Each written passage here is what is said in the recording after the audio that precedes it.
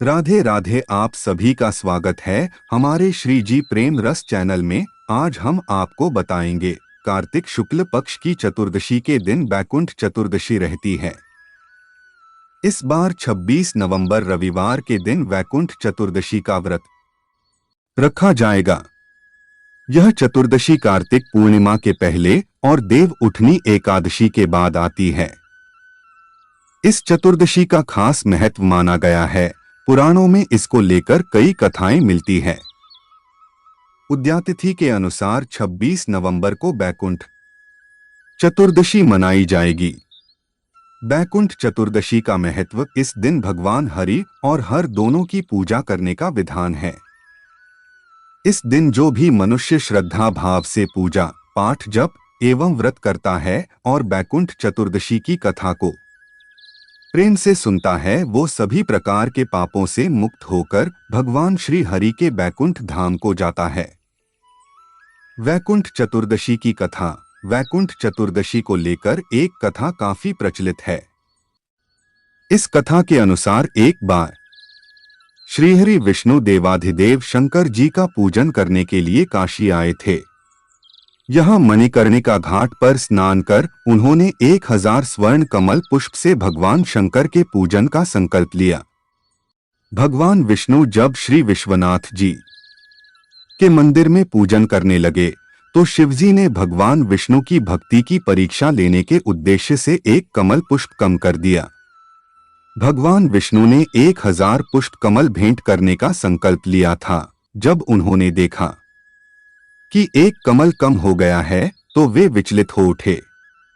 तभी उन्होंने सोचा कि मेरी आंखें भी तो कमल पुष्प के ही समान हैं, इसीलिए मुझे कमल नयन और पुंडरीकाक्ष के नाम से भी जाना जाता है। इस विचार के बाद भगवान श्री हरि विष्णु अपनी कमल समान आंख चढ़ाने के लिए प्रस्तुत हुए। भगवान विष्णु की इस अगाध भक्ति से भगवान शिव प्रसन्न हो गए। वह तुरंत ही वहां पर प्रकट हुए और श्रीहरि विष्णु से बोले, हे विष्णु, तुम्हारे समान इस पूरे संसार में दूसरा कोई मेरा भक्त नहीं है। इसलिए आज मैं तुम्हें वचन देता हूं कि इस दिन जो भी तुम्हारी पूजा करेगा वह वैकुंठ लोक को प्राप्त करेगा। आज का यह दिन वैकुंठ चतुर्दशी के नाम से जाना जाएगा। इसके अलावा भगवान शिव ने प्रसन्न होकर श्रीहरि विष्णु को करोड़ों सूर्य की कांति तेज के समान वाला सुदर्शन चक्र प्रदान किया। इसी कारण से ऐसा माना जाता है कि इस दिन मृत्युलोक में रहने वाला कोई भी व्यक्ति इस व्रत का पालन करता है तो वह अपना स्थान वैकुंठ धाम में सुनिश्चित कर लेता है। इसके बाद देवर्षि नारद पूरे पृथ्वी लोक का भ्रमण कर वैकुंठ धाम पहुंचे तो उनके चेहरे पर एक सवाल दिख रहा था, जिसे भांपते हुए श्रीहरि विष्णु ने पूछा, ऋषिवर, आपके चेहरे पर मुझे एक प्रश्न नजर आ रहा है, कृपया बताएं आप क्या पूछना चाहते हैं। नारद जी ने तुरंत ही कहा कि भगवान आपके अनन्य भक्त हैं, जिनमें से कई दिन रात आपका नाम जपते हैं, जिन्हें आसानी से वैकुंठ प्राप्त हो जाता है। लेकिन कुछ लोग हैं जो दिन रात आपका नाम जपने में असमर्थ है। क्या उन्हें वैकुंठ प्राप्त करने का कोई मार्ग नहीं है?